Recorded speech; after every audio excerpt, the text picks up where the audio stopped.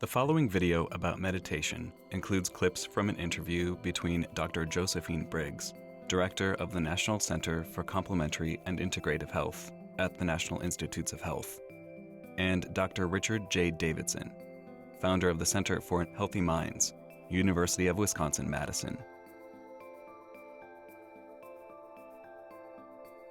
Practicing meditation has been shown to cause some changes in the body. New emerging pain research shows that focusing on pain, as opposed to being distracted, may change how a person responds to that pain.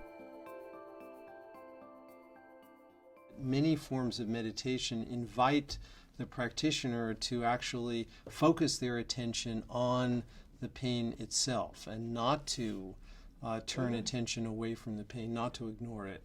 And the findings suggest that being able to focus on the pain does change a person's subjective responses to the pain, and it also changes the brain response. One of the regions in the brain that shows a change in response is the somatosensory cortex. This region processes the different sensory experiences of an individual, including pain.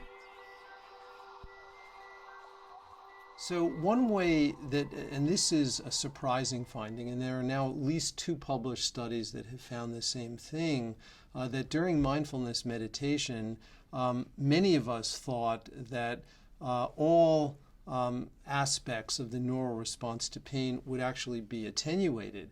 And it turns out that, really not surprisingly in retrospect, but when you actually focus on the pain itself, certain regions of the brain actually show accentuated response, not diminished response. And those regions of the brain tend to be the regions that represent the more sensory aspects of the pain. So for example, somatosensory cortex.